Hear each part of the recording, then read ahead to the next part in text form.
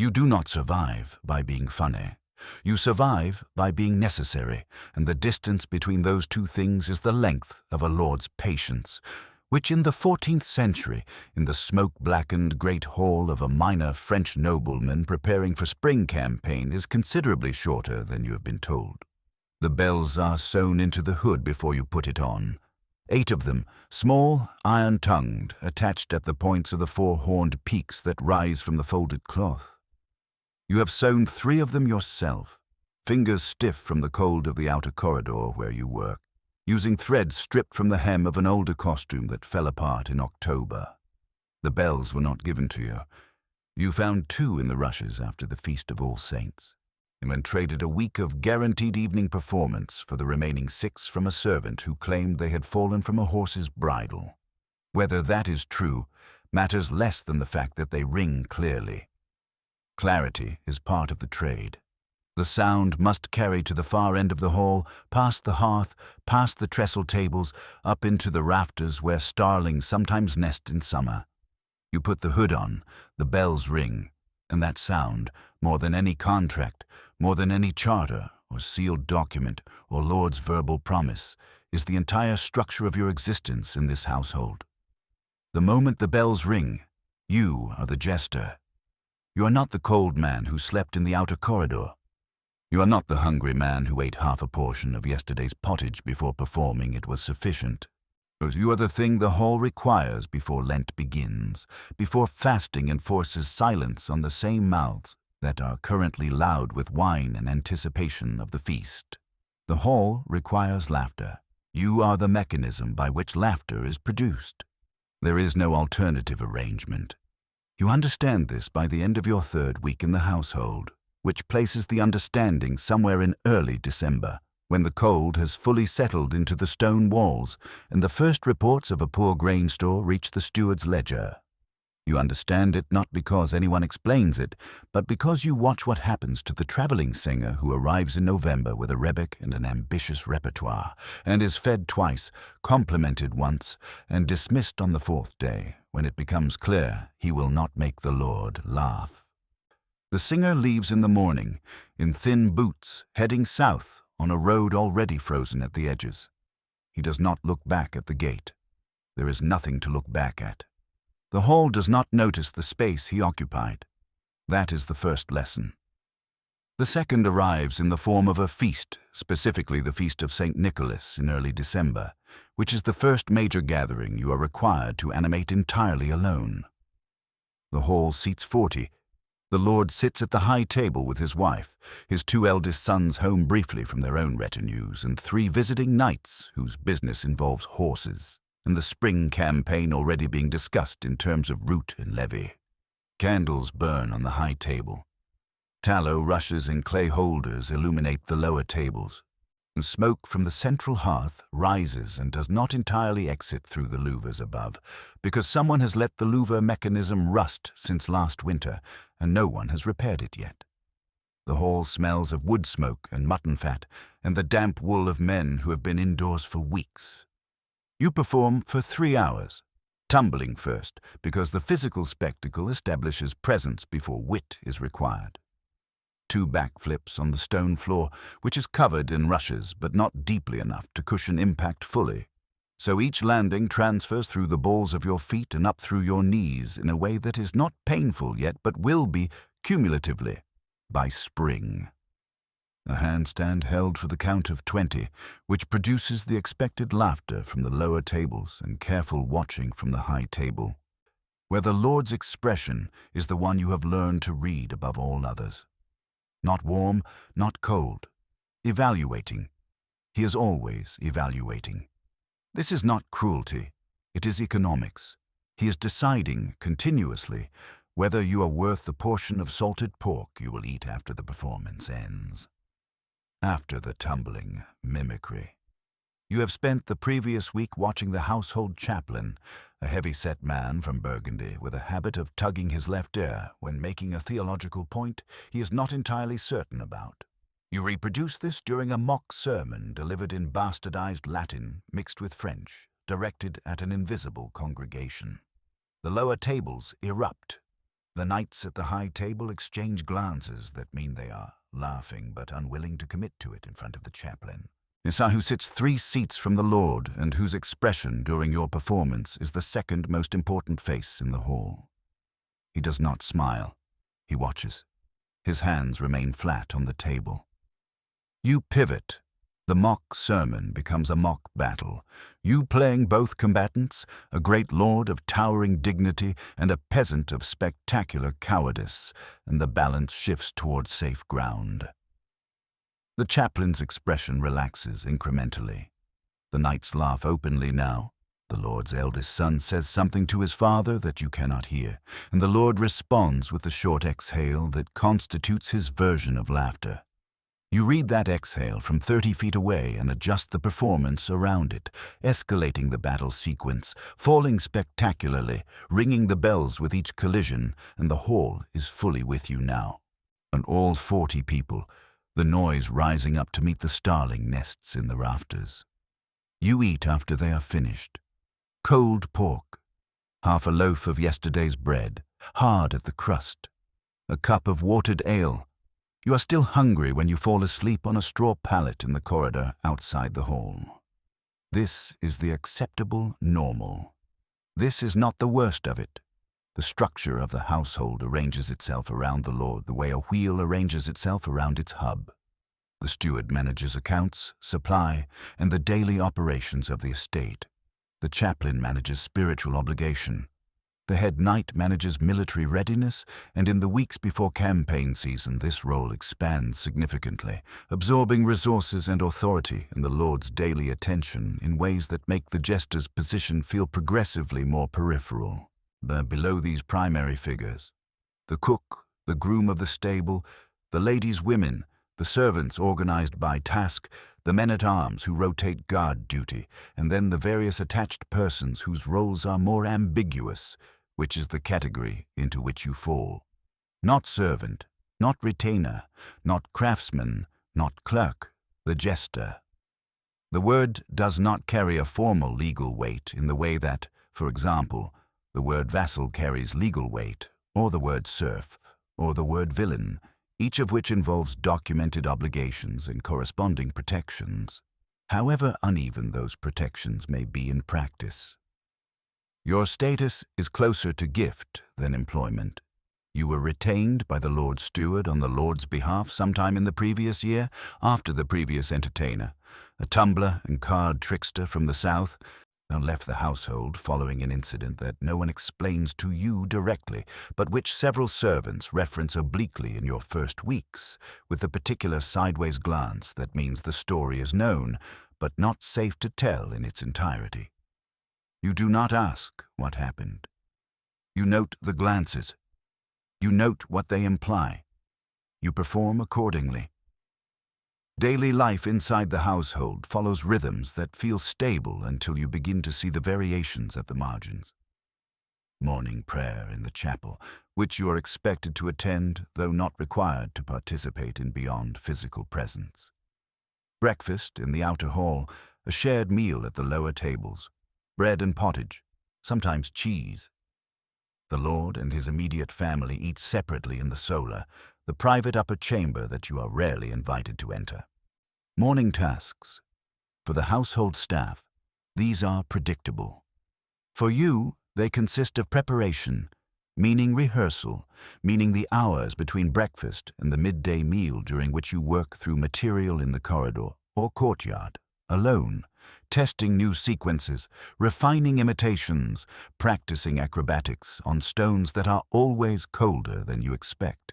The cold matters more than it sounds. Cold stiffens the joints in ways that do not fully resolve before performance. You are 27 years old in the winter described here, and 27 in the 14th century, with the diet and labor and weather exposure that 14th century life imposes, is not the same as 27 would mean in any era of adequate nutrition. Your knees crack when you rise in the morning. Your right shoulder, dislocated 2 years ago in another household and reset imperfectly, aches in damp weather, and the weather in northern France in January is almost continuously damp. You have learned to begin rehearsals slowly, to walk the movement sequences before executing them at speed, to test the joints before trusting them with impact. This is not a luxury. This is risk management. A fall during performance that results in visible injury is more dangerous than the injury itself, because the visible injury announces limitation. Limitation invites the calculating look. You know the calculating look by now. It crosses the Lord's face occasionally when something disrupts the performance's flow. A stumble, a joke that lands in silence, a voice gone rough from smoke and cold. The look does not commit to anything. It simply records. The steward, who keeps the accounts and whose opinion of your value is primarily economic, has a version of this look that is more directly evaluative, less emotionally cushioned. When the steward looks at you, you understand that he is doing arithmetic. You try not to give him opportunities. The hall fills differently for different occasions. Standard evening meals require background entertainment, light work, a song or two, some wordplay delivered while people are still focused on food. Because a hall fully engaged in eating is not a hall that needs to be entirely won over, just maintained. Feast days require full performance. The Lord's name day, the major saints' days, Christmas already past when this account begins. Epiphany celebrated with a feast that used the last of the stored dried figs and left a noticeable gap in the pantry stores for the subsequent weeks. Pre-Lenten feasting is the current demand, a final surge of indulgence before 40 days of austerity enforces quiet. This is when you are most required and most exposed simultaneously. Required because the hall needs animation. Exposed because the hall is most populated, most observed, and most politically charged in these pre-campaign weeks, when the Lord is entertaining visiting knights and the conversations at the high table concern troop levies and supply lines, and the loyalty of neighboring lords whose allegiances shift with French crown policy in ways that produce tension even among men who are ostensibly allies. You perform within this tension without the tools to fully map it. You know the surface, faces, expressions, laughter, silence. The substance of the political negotiations occurring around and above you is not available to you. You are present, you are not informed. This is a structural problem with no solution. The mimicry that makes the chaplain's lower table laugh could, if performed on the wrong night with the wrong visitor present, constitute a commentary on ecclesiastical matters that someone at the high table reads as a political statement about the court of a bishop whose relationship with the Lord is currently delicate. You do not know the bishop exists. You do not know the relationship is delicate. You know only that on the night you refine the chaplain impression, the Lord's expression during the performance is different from its usual evaluation, something tighter, more controlled. And then afterward, the steward speaks quietly with the chaplain in the corner of the hall in a conversation that ends with the chaplain nodding once in the particular way that means he is accepting an apology on behalf of someone who has not offered one directly. You are informed of this second-hand by a kitchen boy who tells you the following morning while you are rehearsing in the courtyard. The boy does not understand the significance of what he is reporting. He simply likes watching you practice and recounts the evening's aftermath the way children recount things of interest, without filter, without hierarchy of detail. You absorb it carefully. You retire the chaplain impression. Not forever, not entirely, but in its current form and not for at least a month. And until the political weather has settled into a different configuration, and you understand better where the safe territories lie. This is survival calculation, not performance craft. There is a difference. Winter deepens into the weeks following Epiphany, and the hall's atmosphere changes in ways that are environmental before they are social. The cold drives everyone inside more consistently. The stable hands who in milder months spend their evenings in the outbuildings are now crowded into the hall's edges for warmth, which increases the audience but also the smell, and the smell affects the food, or rather the perception of the food, and the food is already a sensitive subject because the harvest shortfall from the previous autumn is now a concrete reality rather than a worry. The steward's January inventory of grain stores produces a document that circulates in fragment through the household servant class within 3 days of its completion, not because anyone reads it aloud, but because the steward's expression when he seals it says everything. Meat portions reduce at the lower tables first. Pottage thins. Bread remains consistent in quantity, but the quality shifts. More barley, less wheat, detectable to anyone who has eaten the previous month's product. Early dilution begins around the 3rd week of January, a decision that produces visible discontent among the men-at-arms, who express this discontent in the hall's ambient noise level. A lower frequency grumbling that runs beneath the evening's conversation like a sound the walls themselves are making. You perform in this atmosphere. The material must adjust. The lean times and martial tension produce a specific kind of audience. Men who are hungry and anxious and whose tolerance for subtlety is reduced. Satire requires the audience to hold 2 ideas simultaneously, the stated content and its implication, and an audience that is cold and underfed does not hold 2 things simultaneously with much pleasure. You shift toward physical comedy, toward the reliable reactions, falls and faces, and the mimicry of animals, which crosses all mood barriers, because a man imitating a horse's dignity with full physical commitment produces a reflex response even in the worst-tempered hall. The knee takes the shift badly. More physical performance means more impact on the stone floor. The rushes are not replaced in January with the same frequency as they were in December, another small economic adjustment, which means the existing rushes are more compacted and less cushioning. You land harder than intended on the 3rd evening of the revised material and feel something in the right knee that is not quite pain, but is the specific precursor to pain that your body has learned to recognize as a warning. You complete the performance. You do not limp visibly. Afterward, in the corridor, you press your hands against the knee and feel the slight swelling that has begun at the joint's inner edge. You have 3 evenings before the next feast day. You bind the knee with a strip of linen and continue rehearsing the following morning. The binding helps. The cold does not. You practice the falls at reduced impact, testing what the joint will accept, recalibrating the physical vocabulary of the performance to work within the new limitation while appearing not to. This is a precise kind of problem-solving. Restructure the visible performance so that the invisible constraint does not become visible. A tumbling jester who cannot fully tumble is a partial jester, and partial jesters are compared unfavorably in memory to the version of themselves that worked completely. Comparison to your own previous performance is a permanent pressure. The hall has seen you at your best. It carries that memory as a standard against which each subsequent performance is evaluated, and the evaluation is not conscious, but it is real.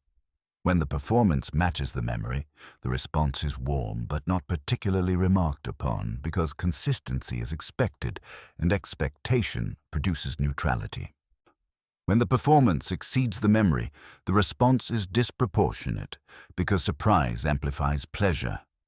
When the performance falls short, the shortfall is noticed immediately because the hall is very practiced at receiving entertainment, even if it has no vocabulary for critiquing it. And the response is a specific quality of silence that you have come to recognize as the sound of a standard being recalibrated downward. You do not want the standard recalibrated downward. A traveling minstrel arrives in the 3rd week of January with a lute, a good singing voice that carries well in hall acoustics, and the particular ease of a performer who has recently had success elsewhere and wears that success in his posture. He is given lodging in the inner courtyard, a better quarter than yours, and a fact you register without comment, because comment would be visibility of the wrong kind. He performs the first evening at the invitation of the Lord's eldest son, who heard him en route from another engagement and recommended him to the household steward. The hall responds well. The The singing voice is genuinely excellent. His repertoire includes several pieces the household has not heard, which provides the novelty premium that any performance space rewards. You watch from the hall's edge with the measured attention of a man doing professional assessment. His acrobatics are limited. He knows 3 short tricks with the lute, tossing it and catching it while continuing the melody, which is impressive and repeatable but not expandable. His comedy is stock material, familiar stories retold with good timing, which plays well once or twice but will exhaust itself before a long residency. His Occitan accent, charming on the first evening, will become a point of imitation by the 3rd week. He is, in other words, a strong short-term presence and a moderate long-term risk. But that calculation belongs to the steward, not to you. From the steward's perspective, the minstrel's presence poses a direct economic question. Can one entertainer do what 2 entertainers currently do at lower cost? The answer is probably not, because the minstrel cannot replace the full spectrum of what you provide. But the question being asked is already a change in your status, because before the minstrel arrived, the question was not being asked at all. The minstrel stays 11 days. He and the Lord's son discuss terms for a longer arrangement on the 9th day. Near a conversation that you are not privy to and learn about through the same kitchen boy who reported the chaplain incident. The minstrel declines extended retention, apparently because he has a prior arrangement elsewhere. He departs on the 12th morning with a small payment, a good meal, and an invitation to return in autumn. The Lord's son watches him go from the inner gate with an expression that resembles, at some distance, the look of a man who has briefly seen an alternate arrangement and found it appealing. You note this. The days following the minstrel's departure are the days in which you understand, for the first time with full clarity, that your position has a comparison point now. Before his arrival, you were the household's entertainer in an essentially uncontested way. After his departure, and you are the entertainer who remains when the better offer could not be secured. The difference is invisible to the hall in any practical sense. The difference lives only in the steward's ledger and the Lord's son's memory, but those are precisely the locations where your future is calculated. You rehearse longer the following week. You introduce 3 new pieces that you have been holding in reserve. Material requiring more preparation than your standard repertoire, a complex puppetry sequence using gloves and shadow that the hall has not seen, and a satirical rendering of a siege that uses the hall's architectural features as the castle walls, incorporating the servants and lesser retainers as unwilling participants in the performance, which produces an unusually active energy in the hall because people enjoy being incorporated when the incorporation is gentle. The Lord laughs with full commitment on the 2nd evening of this sequence, the complete laugh that you have heard perhaps 4 times in 3 months, not the evaluating exhale, but the unguarded response of a man who has been genuinely caught off guard by pleasure. That laugh is currency. You understand its exact value. It purchases approximately 2 to 3 weeks of unquestioned presence. It does not purchase security. It does not modify the underlying structure that leaves you dependent on the Lord's continued favor. It does not convert your maintenance agreement into a contract with defined terms and protections. It is simply credit, time, the temporary thickening of a very thin buffer, and you bank it and continue. February arrives, and with February, the pre-Lenten calendar asserts its demands. Carnivalesque tradition, the final days before Ash Wednesday, calls for elevated feasting and elevated performance. The household begins preparing for a gathering of some significance. The Lord has invited 3 neighboring households, which means additional guests arriving with their own retinues, filling the outer buildings, requiring expanded meal service, stretching the thinned provisions further. The steward moves through the hall in the 10 days preceding the feast with the expression of a man carrying too much arithmetic in his head and insufficiently large vessels in which to contain it. The feast will last 2 days. You will perform on both evenings. The preparation alone is physically demanding in ways the hall will not see. New material must be developed because guests from neighboring households may have heard your standard repertoire if any of them hosted you previously or if word of your current work has traveled. Some material must be preserved to ensure the home household sees something familiar because familiarity functions as communal pride. The Lord's entertainers doing what the Lord's entertainers do, confirming quality to visitors. The balance between new and established material must be calibrated for two different audiences, sharing the same space, each with different starting knowledge. Simultaneously, the knee requires management. The binding is holding the joint within acceptable limits. But acceptable limits for walking the corridor are not the same as acceptable limits for the acrobatic demands of a 2-day feast with elevated political visibility. You begin adding warm-up time to your mornings, movement sequences in the courtyard before dawn, using your own body heat to counteract the cold stiffness, working the joint through its range before asking anything of it. This adds an hour to the day's front end during a period when the day already requires more preparation than usual. You sleep approximately 5 hours. The food situation does not improve in February. If anything, the approach of Lent accelerates a kind of resigned acceptance of hunger in the household's lower ranks, as though the approaching mandatory fasting retroactively justifies the hunger already present. You eat what is available and manage your energy expenditure accordingly. 2 days before the feast, you realize that your stamina for the extended physical sequences has declined measurably from December. Not dramatically, but in the way a candle declines, consistently and in one direction. The chaplain preaches a short address the Sunday before the feast, not in the main hall but in the chapel, though the main hall is audible from the chapel passage, and you stand in that passage because the chapel is full.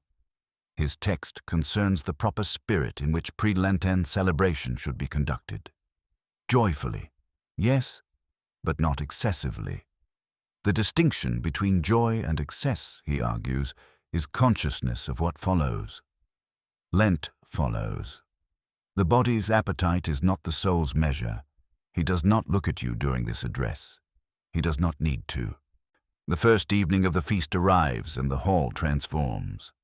Additional torches, the good wax candles at the high table, clean rushes laid the previous day, new tablecloths on the high table where the visiting lords and their wives sit with the household's lord and lady. The lower tables are full in a way they have not been since Christmas, the body heat of 60 people in the hall raising the temperature to something almost comfortable. The fire at the central hearth has been built high, and its light reaches further up the walls than usual, illuminating tapestries that hang more vividly in good light. You wait in the corridor outside the hall until the first courses are served. Entry timing is part of the craft. Too early and you compete with the food, which is the wrong competition. Too late and you miss the moment when wine has lifted the hall's mood, but not yet begun to cloud its attention. The correct moment is approximately the transition between the second and third courses, when hunger is satisfied enough that entertainment becomes possible. But the meal's energy has not begun to settle into the sleepiness that follows satiety. You have learned to feel this moment from outside the hall through the sound. The specific pitch of hall noise when it is ready differs from its sound when it is not. Hungry halls make a lower, more focused noise, conversation compressed by the priority of food. Satisfied halls open up, the sound rising in pitch and frequency, laughter appearing in the mid-distance, voices overlapping. You wait for the overlap. When it comes, you enter. The bells announce you before you clear the doorway, till you rid the room in the first 3 seconds. The visiting lords, one familiar with performance contexts, his posture open, already half-turned to watch you. One cautious, the kind of man who observes before committing to response. One eating with a focused attention that means he will need to be physically surprised before entertainment registers. The home lord, watching you with the evaluating look modified slightly by the social context. The presence of guests elevates the stakes for him as well, because your performance reflects on his household's quality. His lady, attending to the guest wives with the practiced courtesy that has its own performance quality. The knights, dispersed through the tables, some already well into the ale, which is both asset and risk.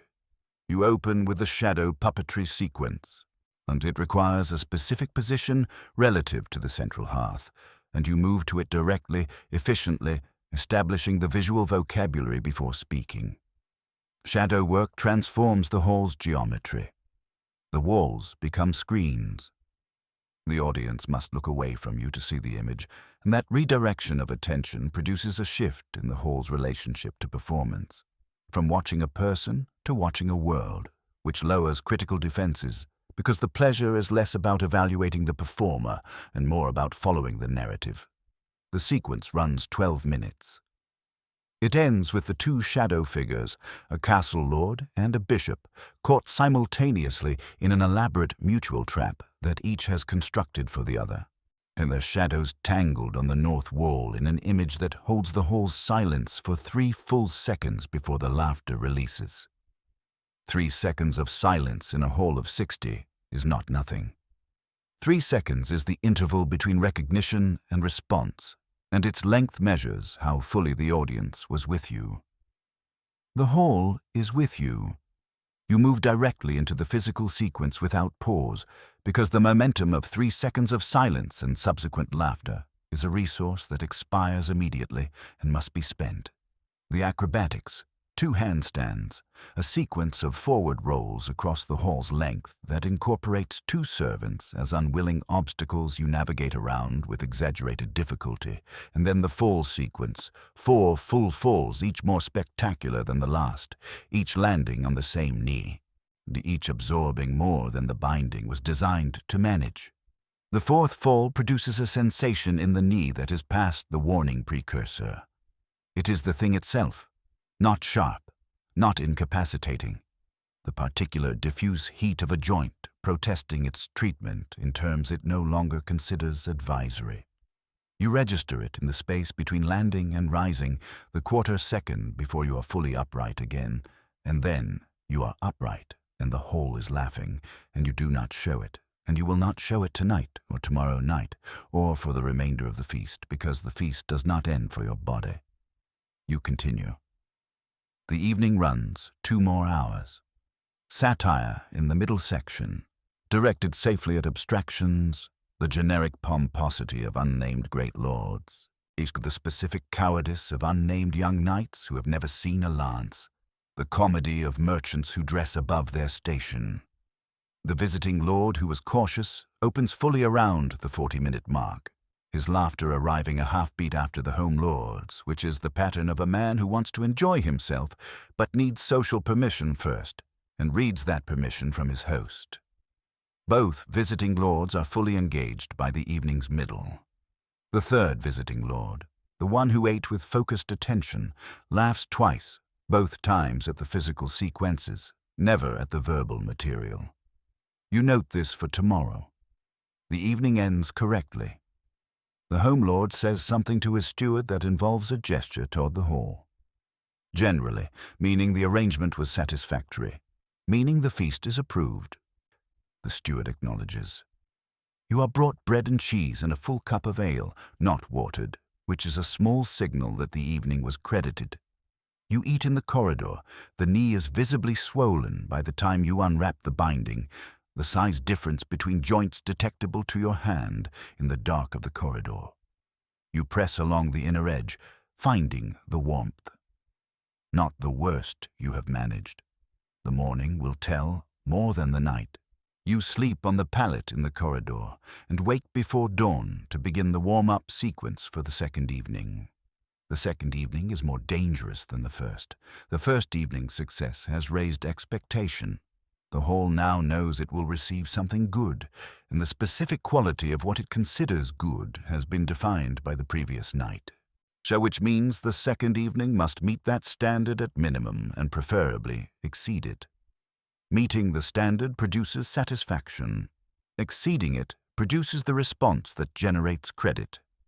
Falling short of it, given the elevated context of a 2-day feast with visiting lords present, produces a consequence whose weight you feel in the preparation hours. You develop the third visiting lord problem over breakfast. The lord responds to physical comedy, not verbal satire. He has a knight in his retinue, a large man who sat at the lower table and laughed at everything, entirely without judgment, the kind of uncritical responder who makes a hall easier to work. Tonight, you will incorporate the large knight directly into a physical sequence that requires his size to function correctly. You cannot ask him in advance. And permission-seeking eliminates the spontaneity that makes incorporation work.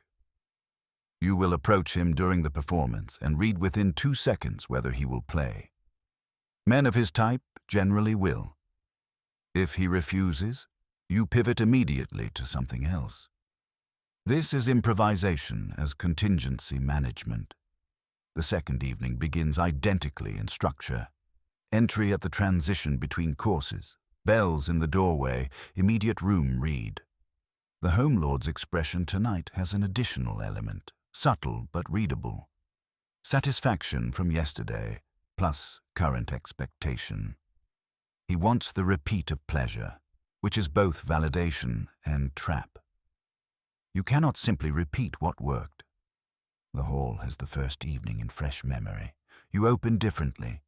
Voice only, standing still, no movement, and a narrative delivered in the style of a royal proclamation, gradually escalating in its claims until the proclamation has attributed to the visiting lord's achievements so magnificent and improbable that the lists of accomplishment have become satirically unmanageable, the visiting lord's own retainers laughing at their lords before the lords themselves begin to laugh, which is the correct sequence because it gives permission from below. All 3 visiting lords laugh at their own proclamations. The third lord laughs first, which means the verbal material was not the barrier you believed, only that it needed specific address. You note this for a different kind of future preparation.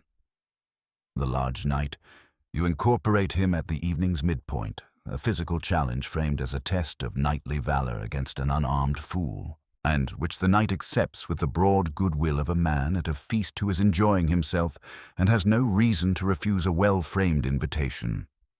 The sequence works better than the morning's planning suggested, because the knight has more natural physical comedy than anticipated, his size making his attempts to match your agility visually absurd in the productive way that makes the hall exhale rather than just laugh.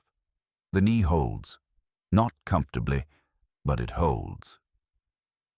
By the feast's final hour, the hall has achieved the particular quality of collective pleasure that is the best thing a performance can produce.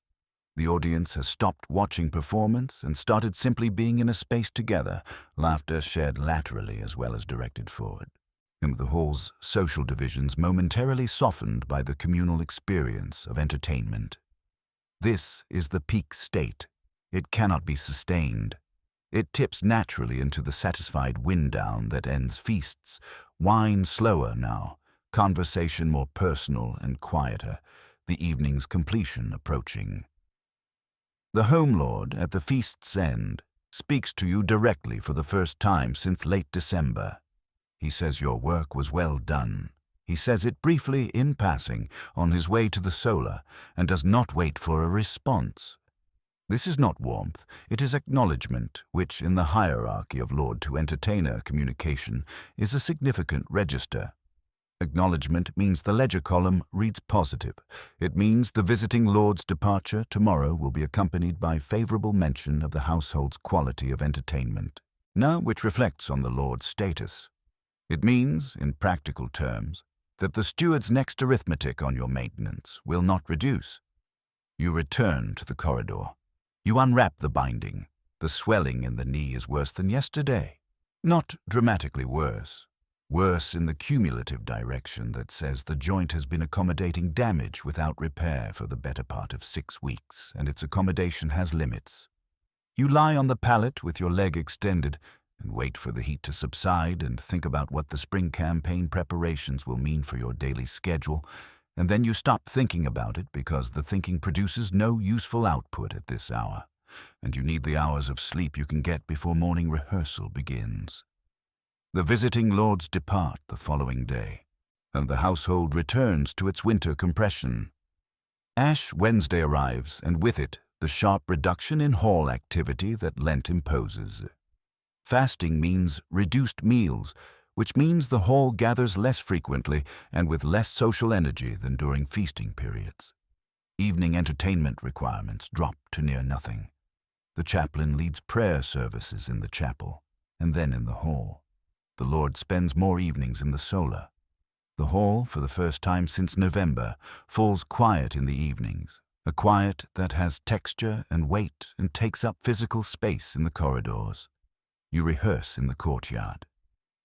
This is the specific loneliness of the Lenten weeks. You continue preparing for performance in a space that is not performing. The work of the jester does not pause because the hall pauses. Material must be developed, and skills must be maintained. The body that performs cannot be permitted to stiffen completely simply because there is no immediate audience. Spring will bring the end of campaign preparation and potentially the Lord's departure, at which point the household will shrink to a reduced wartime structure, and the question of your inclusion in that structure will become explicit. You have been told nothing about this. You learn what you can from observation. The steward meets with the head knight twice in the first week of Lent in the hall, standing near the cold central hearth that is not lit during Lenten austerity.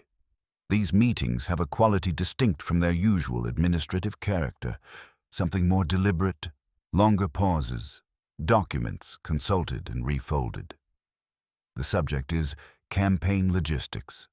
Specifically, it is the question of which household members travel with the Lord, which remain to staff the estate under the steward's authority, and which are dismissed or released because neither arrangement includes them.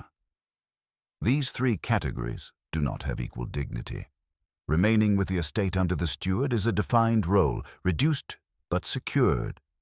Traveling with the Lord is the highest status, reserved for knights, select servants, and the chaplain. Dismissed or released means the streets. You are not a knight. You are not a required servant. You are not the chaplain. You are the jester. The jester's precedent in wartime household management is not consistently documented because the households that kept consistent records during this period were primarily interested in military and economic operations. An entertainment was a luxury that left lighter marks on the ledger. What records exist suggest variability. Some lords retained jesters through campaign seasons, particularly for morale during extended sieges. Some dismissed them upon departure, maintaining only essential staff. Some simply stopped paying maintenance while making no formal statement of dismissal, a bureaucratic limbo in which the entertainer's status becomes de facto terminated without official acknowledgement. This last category is the most common and the least visible. You watch the steward's face during the second Lenten week. He does not look at you differently. He looks at you with the same arithmetic expression he has always had. This is not reassuring. The arithmetic has simply not yet produced a result that requires communicating. Lent continues. Cold continues. So the knee begins to stabilize within its limited range as the physical demands reduce during the quiet weeks. The warm-up sequences in the courtyard are producing something like improvement, or at least a plateau rather than continued decline.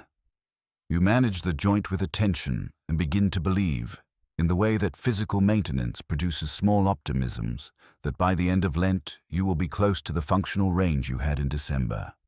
This is probably correct, but the question of functional range is less important than the question of whether there will be a hall in which functionality is required.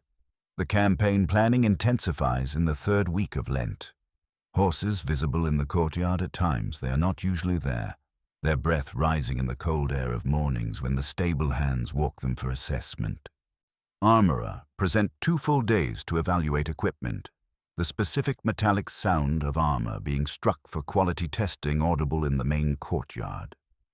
The Lord himself participates in the evaluation, his posture different in these contexts, less the relaxed authority of a man in his hall, more the alert assessment of a commander reviewing assets. His two younger knights, men who have been largely background presences through the winter, become foreground figures now. They move through the household with the focused energy of men whose season is beginning. Servants organize around their requests with different priority than they organize around yours. The meal quality at the knight's table improves slightly as the overall quality declines, a resource redistribution that is both practical and symbolic. So you eat what is left after their table is served. This has always been the arrangement. In the winter's communal compression, the difference was softened because table distinctions blurred when everyone was eating minimal portions. As the campaign preparation elevates certain roles and the Lenten reduction has thinned everything else, the difference is sharpened. You understand that the hall's hierarchy was never flattened, only less legible. The holy season moves toward its midpoint, and the weather shifts in the way northern French late winter shifts. Not warming exactly, but suggesting the concept of warmth, the light at a different angle, the cold acquiring less authority than it had in January. The Lord begins hosting daily briefings with the knights and steward together, and to a change in the pattern of his day that reduces the casual hall time during which the jester might maintain visibility. Less hall time means less opportunity for the informal performances, the small demonstrations of wit in pacing that keep presence alive between formal feast performances. Visibility is survival, and the calendar is reducing visibility. You begin to attend meals more consistently, arriving early, remaining late, positioning yourself in the hall's main traffic lines rather than its edges. This is not performance. It is presence management.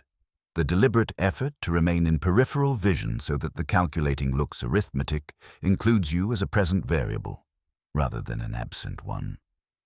A dismissed person is someone who stops being seen. You do not stop being seen. But the math of campaign preparation is not primarily about who is seen. It is about who is needed. The steward's document is completed on a Thursday in the 5th week of Lent. You know this because the kitchen boy, who has become an inadvertent intelligence resource through his habit of recounting whatever interests him, reports seeing the steward seal a document and send it with a rider the same afternoon. The document is not explained to you. You do not ask. The rider's departure represents a decision committed to parchment and sent forward, a decision that cannot be recalled once the wax seal is intact and the horse is through the gate. Whatever it says, it has been decided. In the final weeks before Easter, which will end Lenten austerity and begin the transition to campaign season, a sequence of small adjustments accumulates in the household's daily texture.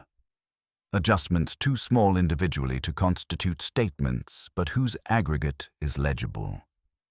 Your lodging, not reassigned overtly, but the inner corridor that has been your sleeping space becomes increasingly occupied by stored equipment as campaign preparation requires the indoor storage of materials that were previously kept elsewhere. You move your pallet progressively toward the outer corridor over the course of 2 weeks, not because you are told to, but because the space itself is being reclaimed, and standing on the principle of a sleeping space while armory overflow is being managed would be a visibility of the wrong kind. You sleep in the outer corridor. The outer corridor is colder than the inner. The cold is manageable. And the meaning of the cold is what concerns you. Meal arrangements in the 2nd week after Easter, which arrives on a Sunday with the bells ringing in the chapel and the hall permitted fire and proper provisions again after 40 days of reduction. Easter feast is generous relative to Lenten austerity, but the standard is low. The kitchen has been working with limited stores for 6 weeks, and the generosity of Easter feast reflects that limitation honestly. You eat better than you have eaten in February. But the seating at the lower table, where you have always eaten, is now organized around the increased presence of military retainers and support personnel who have joined the household in advance of campaign departure. The table is more crowded. Your position at it is further from the hall center. You are near the door. If this is not symbolism, this is physics. More people occupy the space, and you are a lower priority than many of them, and lower priorities fill spaces from the outside inward. You eat near the door, and you do not remark on it. A performance at the Easter feast. The hall requires animation after Lenten quiet, and you provide it. The material you have developed through the rehearsal weeks in the courtyard is the best work you have done since the pre-Lenten two-day feast. The long Lenten preparation period, stripped of performance pressure, has allowed development without the constant anxiety of immediate execution, and the result is material with more structural sophistication than your standard repertoire. The shadow sequence from the two-day feast expanded. The siege narrative, you revised to incorporate the campaign context in a way that feels celebratory rather than critical, honoring martial preparation rather than satirizing it.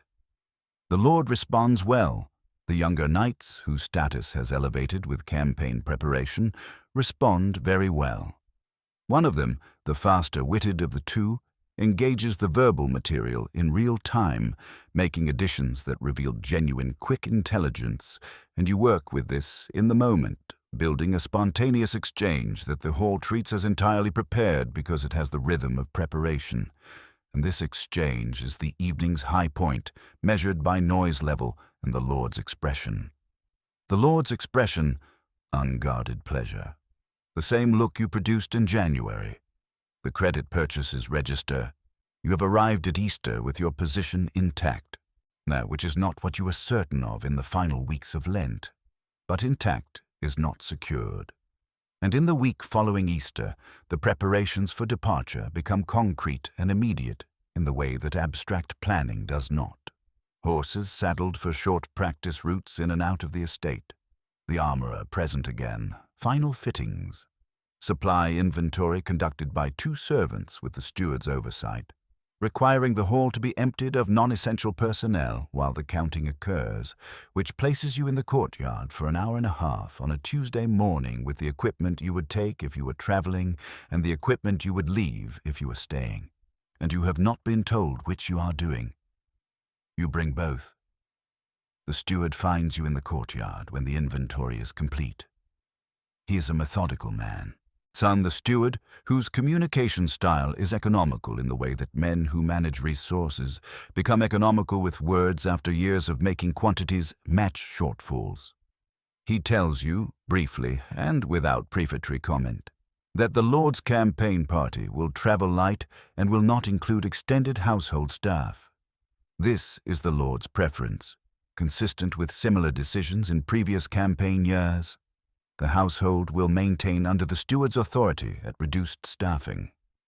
Your maintenance will continue at the current rate through the summer, conditional on your presence and usefulness during the household's reduced operation. You are not going with the Lord, you are remaining. The steward has moved on to the next item in his day before you have fully processed the implications. As you stand in the courtyard with both sets of equipment, the Lord departs on a Friday morning in the 3rd week after Easter, with his 2 knights, 12 men-at-arms, necessary servants, the chaplain and the faster-witted knight, whose exchange with you at Easter feast produced the evening's high point. The departure involves the specific organized chaos of wartime movement. Horses, baggage, the particular authority of men who are doing something that matters, mounted on animals that know the difference between ceremonial riding and purposeful travel. You watch from the inner courtyard gate. The Lord does not look back. This is not a statement. He has more urgent directions to look. The departure is logistics and military priority, and the management of men and animals, and the memory of roads, and the calculation of supply lines, and the political situation at the campaign's destination. You are not in that calculation. You are never in that calculation. You are in the hall's calculation, the evening's calculation, the feast's calculation. Campaign is a different document entirely. The gate closes. The household that remains is approximately a third of its winter population. The steward, 2 knights left to manage estate defense, 4 servants, the cook and his assistant, the groom and 2 stable boys, and you. The hall is noticeably larger when occupied by fewer people, the space returning to itself, the echo of footsteps audible again as it was not when 60 people filled the air with noise. The Lord's wife remains, as is standard, managing the estate in his absence with the steward's administrative support. She has her own routine, her own obligations, her own claim on the hall's daily schedule. Entertainment is not among her priorities in the current period. She is managing a household on reduced resources during an absent husband's campaign, which is its own form of precisely calibrated survival with no margin for ornamentation. You rehearse in the courtyard. For whom, precisely, is a question that the rehearsal sessions do not answer.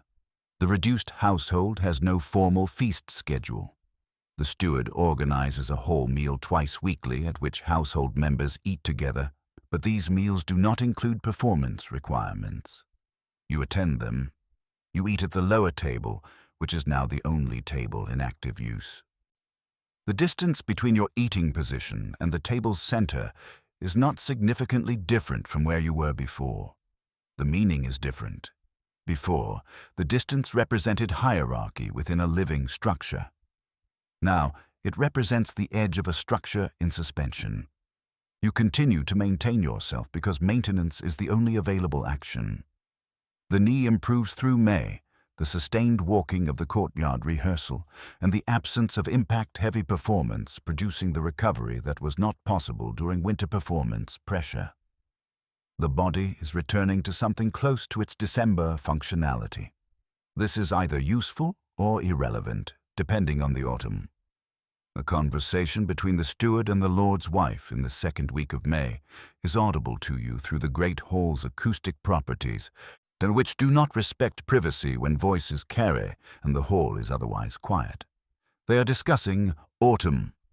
The Lord's campaign is expected to conclude by late September. Return is anticipated before first frost. Autumn feast calendar will follow. Household will need to prepare for reinflation to full staffing. The steward mentions entertainers in this context. He says, "The matter of entertainers for autumn can be addressed upon the Lord's return, depending on the Lord's preferences following the campaign." This is precise language. It does not say you will be released. It does not say you will be retained. It says the decision is deferred to the Lord's return and the Lord's post-campaign preferences. Campaigns change men. The chaplain says this in a general context during one of the hall's evening prayers. In May, like in a different conversation entirely. Campaigns clarify what matters to those who survive them. You're in the outer corridor when the steward and the Lord's wife finish their conversation, and you stay there for some time after they leave the hall in the quiet that remains, listening to the empty space above the cold hearth. The motley hood sits in your bundle in the corner of the outer corridor. You have not worn it since the Easter feast. Without performance occasions, the hood is costume without purpose, which is the most honest version of what it has always been. You take it out sometimes during rehearsal and put it on for the physical sequences because the weight distribution of the bells affects balance during certain movements and maintaining that calibration matters for the performance versions. When you do this, and the bells ring in the empty courtyard, there is no one to hear them. There is, in the space of late spring maintenance work, time you have not had since autumn for the kind of thinking that is not planning. You think about the previous household, the one before this one, whose dismissal of you was abrupt enough that you left with less warning than the current situation provides. The situation before that, the traveling period between retained positions when you worked town squares and pilgrim routes with the particular freedom and particular insecurity of unpatronaged performance, competing with other wandering entertainers, with charlatans, with itinerant clergy doing their own version of performance, with merchants whose goods provided their own spectacle. Town squares were not safe. The parish priests monitored public gathering with attention to impropriety, and impropriety was a category broad enough to include most of what a jester's skill set required. The freedoms of unaffiliated performance were real. So were its hazards. Without a patron's name attached to your activity, the protection of a noble household's implicit endorsement was absent. Anyone could accuse you of vagrancy, which in French legal practice of this period was a category that did not distinguish carefully between genuine vagrants and traveling professionals. Accusation alone was enough to generate a night in a local jail and a request to move on, and requests backed by local authority had enough force to constitute commands. You carry this memory through the spring as a comparative. The summer is quieter than the winter. The reduced household has a rhythm different from the winter's pressure chamber quality. Slower, more space between obligations. You eat regularly, better than winter, because the summer's food situation improves with the season's provisions. The kitchen garden producing, the summer stores not yet strained. You sleep more hours, which the knee appreciates and uses for reconstruction. By July, the knee functions well enough that the acrobatic sequences in rehearsal are landing cleanly. You are, physically, in the best condition of the year. No one is watching. This is the specific cruelty of summer maintenance. The body recovers and the skills sharpen and the material develops during precisely the months when there is no audience to evaluate the result. And evaluation is the only metric that matters. You rehearse for an autumn you may not be retained for. The alternative is not rehearsing, which accelerates the very decline that would confirm you were correctly dismissed. The Lord's wife requests entertainment once in July for a gathering of 2 neighboring wives and their small retinues at a summer afternoon meal. This is the only formal performance between Easter and the Lord's return.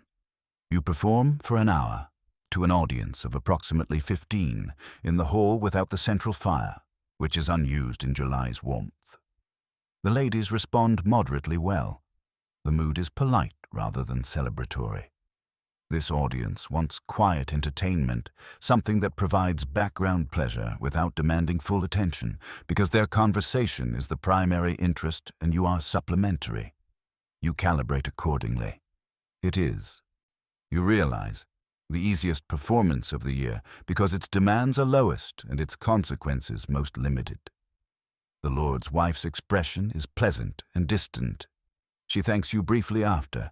You eat in the kitchen rather than the hall, which the cook offers, because it is warmer there, and you and the cook have developed a working relationship over the winter based on the fact that you are both service personnel in a hierarchy that neither of you controls, and service solidarity is one of the few real currencies of this existence. The cook gives you extra bread. You eat it in the courtyard in the late afternoon light. August passes with rehearsal and maintenance and the household's slow preparation for the Lord's anticipated return. The steward begins an inventory of the hall's supplies in late August with the organized intention of someone who knows expansion is coming and wants the current baseline documented before the addition of resources complicates it.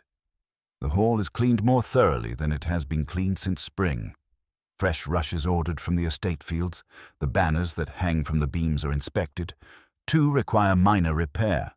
The Lord's Son sends a rider ahead of the main party in the 2nd week of September. The rider carries no letter, only a verbal message for the steward. The party will arrive within 10 days, all members in good health. Campaign concluded as expected. The rider is fed, and the horses rested, and the rider sent back with the steward's message of preparation. 10 days.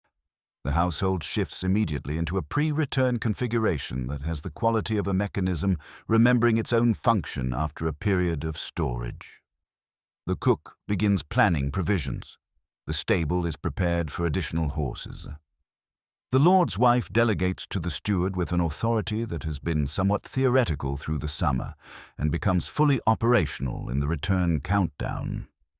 The hall is arranged for a welcome feast. You are included in the welcome feast preparation. Your inclusion is stated by the steward in a brief directive. There will be a feast on the Lord's return evening, Entertainment will be required. Standard arrangements. Standard arrangements means you. It does not mean the autumn question has been resolved. It means the immediate need is covered by the available resource, which is you. So and the autumn question will be addressed by the Lord after he has returned, rested, and assessed his post-campaign preferences. You prepare. The welcoming feast for the returned campaigner has specific requirements distinct from winter feast work. The Lord returns from campaign having seen things that alter the calibration of everyday life, and what he needs from the hall on the first evening back is not escalating satire or political sharpness. He needs the hall to be itself, to confirm that the domestic structure he left intact is intact, that the world inside the gate is recognizable and warm. Entertainment in this context is comfort function. You develop material that is celebratory without being sycophantic, that acknowledges the campaign without requiring the Lord to process it, and that restores the hall's communal energy by warming the room rather than challenging it. The shadow sequence, modified to include a small triumph narrative appropriate to campaign return. The physical comedy, reduced in intensity but visually engaging. The mimicry sequence, the chaplain impression restored in its gentlest form, because the chaplain is present and the Lord's relationship with him has presumably survived the campaign without alteration. The Lord arrives on a Thursday afternoon in the 3rd week of September.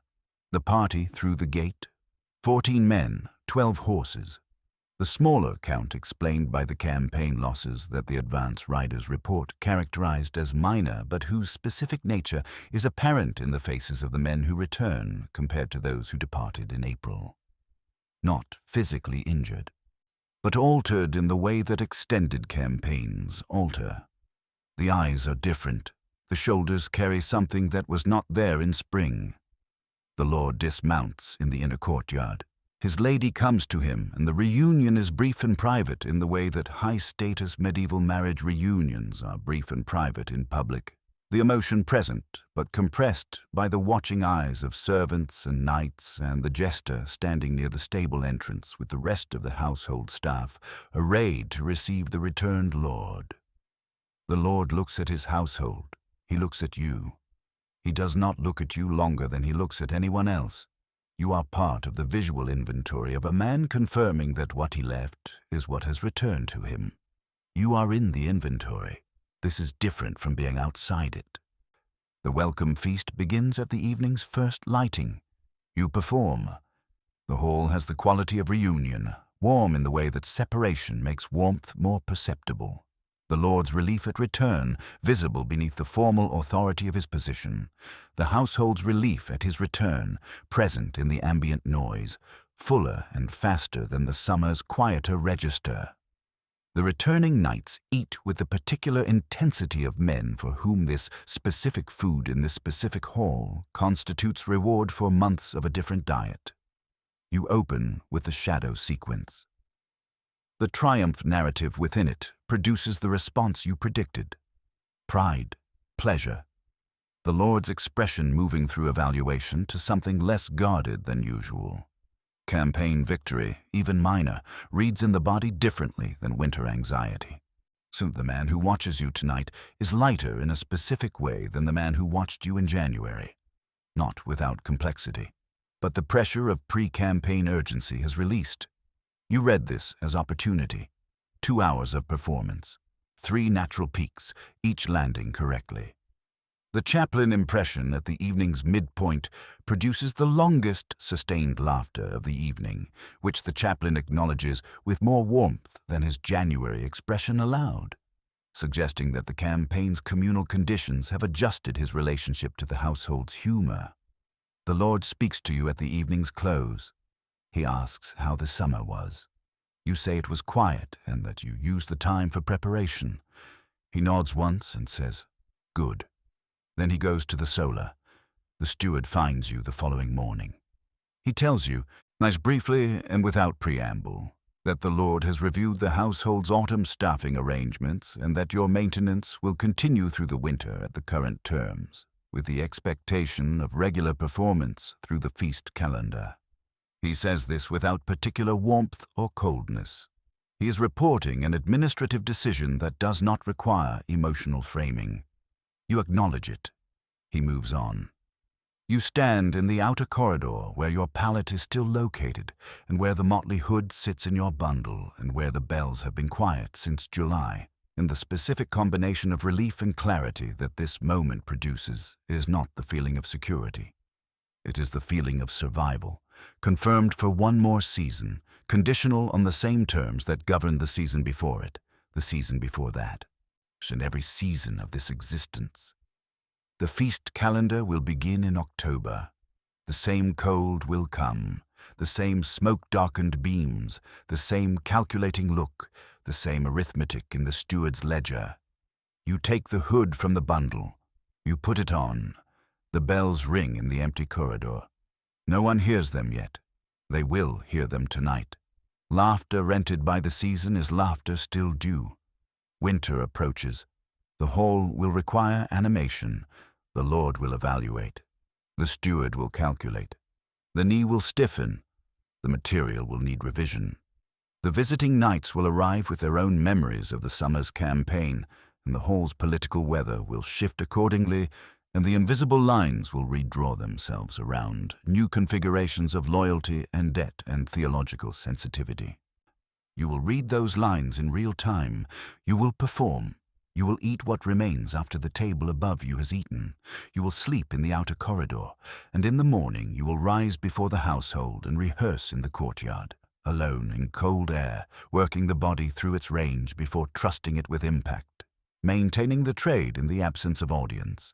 Because the audience will return, and when it does, you will need to be what the hall requires, which is not a person with a history of cold corridors and economic precarity, and a knee that has been absorbing stone floors since December. The hall requires the jester. The jester requires the hall. Neither of these requirements is love. Neither of them is protection. They are use, mutual, and conditional. And they will continue for as long as both parties find the arrangement sufficiently functional to maintain, not one day longer. The bells ring. The hall is dark at this hour. You practice the fall.